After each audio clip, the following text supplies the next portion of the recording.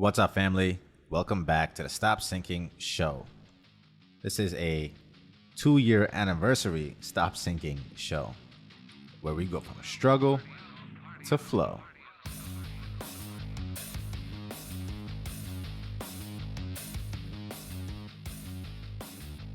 Today on June 14th marks 2 years since I put out the first 4 episodes on the same day.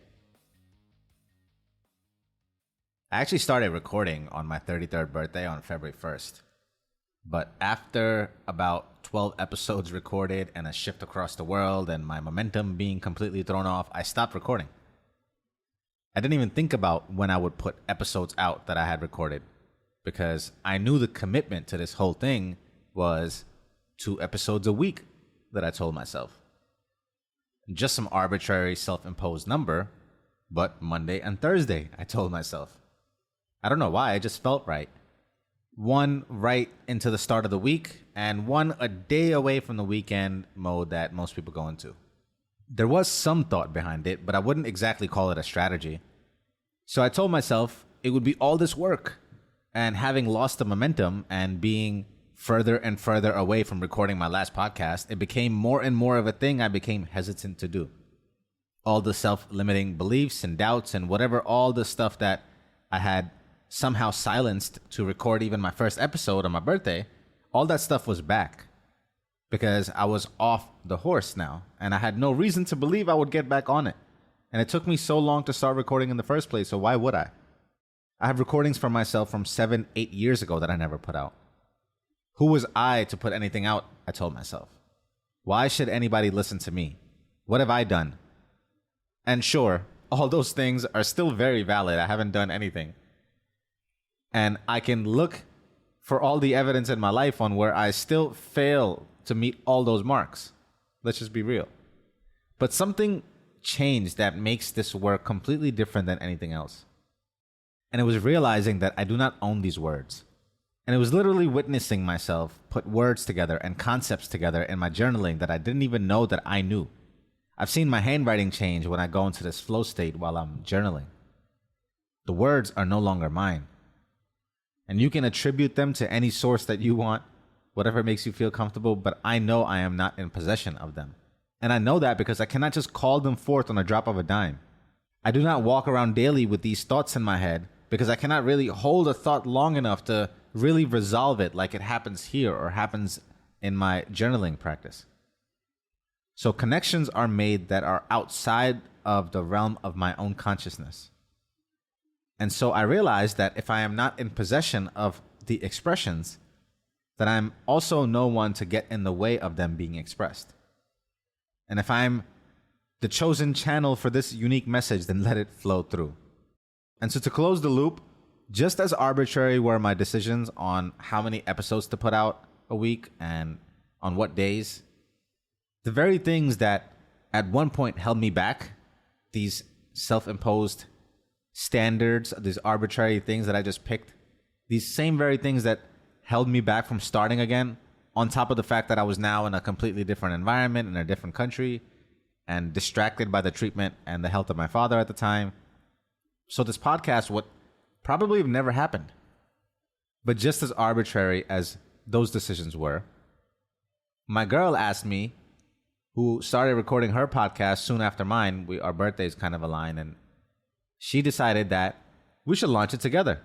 June 14th, she said. And I think we were a month away from that date at the time. And I timidly but tentatively agreed, knowing what it meant to start something like this. Again, my own self-imposed standards. Because even if no one listens to it, I measure myself through consistency. And even if one person listens, nothing has disappointed me more than following one of my favorite creators who I like for their own unique connection to me that I build because of their style of music or the way that they record or their personality. And I'm so disappointed when these rare gems that I find and come across stop making content or don't make it consistently. I mean, of course, as a consumer, I have no right over telling them what to do with their life. But you build a relationship with them, and being inconsistent to me is almost worse than not starting at all. And I suspect I know some of the reasons why I think people are inconsistent, which I'll talk about here. So I agreed with my girl. And even then, she tried to hedge it for me. She was like, I know you're going through a lot, so it's okay if you can't do them every now and then. Which I was like, yeah, you're right. But I didn't really accept that internally. So again, just like all the arbitrary decisions, I became firmer in my agreement as June 14th started getting closer and closer, and that became the day I wanted to launch. And the rest is history, I guess, because today is 2 years of consistent Mondays and Thursdays. So did I learn anything? Can I share anything from this entire journey? I'll share a few quick things that I hope you can relate to, or at least keep in mind if you go ahead and start something new or take on a new venture or try and overcome your fears and hesitations in any way. The first thing I'll say is that you will find yourself finding yourself. And to let yourself evolve towards what it is that you discover about you. And this is the idea of framing. A lot of times, the things that lead to inconsistency is us trying to put in too much effort in trying to be something that we are not. If I come on here and I had to try to teach something every time, or try and perform for you in a way, or entertain you, or to try to keep up with trends or something, if I did any of these things, it would not be sustainable. Because there are times like today, I sit on here at 3 or 4 in the morning to record. Sometimes it's probably completely crap. Other times I actually do hit home in my attempt to express something off of my heart. I could not come on here and do anything sustainably that was not fully authentic to me. And along with that, your authentic you tomorrow is allowed to be different than your authentic self today. Lean into everything you learn about yourself. And framing matters not only because it makes it easier for you to produce something in unlimited quantities that is true and unique to you, but it also doesn't rob you of your confidence when you are pretending to be something that you are not. You don't have to feel like an imposter when you are being you. And instead of framing things from a place of, I have done this, or I am better than you, if you are authentic to yourself and share your authentic struggle, then you can invite people out of that struggle with you.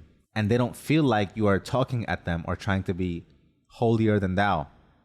And this goes right into the next thing that I realized that is enabled by the first, and that is creativity. In the same way I have witnessed myself in flow, what I've also realized is that the more you channel that flow, the stronger the pathway to it becomes. And that's what they say is the difference between a professional writer and a writer. A professional writer just writes. He does not wait for inspiration. He does not wait to be in the mood. He just writes and knows that he will encounter the inspiration along the way. Either way, the work doesn't stop. And although maybe you cannot exactly force creativity to come forth, you can definitely get out of its way. And all the thinking on the sidelines is just unnecessary traffic blocking flow. There's many times I come on here and I have no idea what I'm going to talk about before. Knowing I will have to talk about 2 things a week also makes me very present in my life in looking for things to think deeper about. If it is inspiration that you think you need, then it is abundantly present around you if you just put the right lens on. If you look for meaning, meaning is to be found in everything. There are a lot of casual things that we just take for granted on a daily basis that hide an ocean depth within them. Your creativity doesn't ever go away. You just build walls in front of it with the noise of adulthood, all your responsibilities, all the things you think you know. The child inside of you is always ready to play if you would just let it be free and color on the walls. The last valuable lesson I'll mention that maybe even adds to consistency, but goes much deeper than that, I think. And that is to create something that means something to you. There are, 5 million podcasts. How many videos get uploaded online on a daily basis? God knows. A large percentage of them start and end without anyone even knowing. Many have been abandoned. The majority are done for a few people in the audience, and at least in the beginning it is. So if you are going to create something that has the likelihood of you actually sticking through the times where there is no seeming reward, the thing that will matter the most for you to fall back on will be the answer to the internal question that you will ask yourself, which is, why am I even doing this?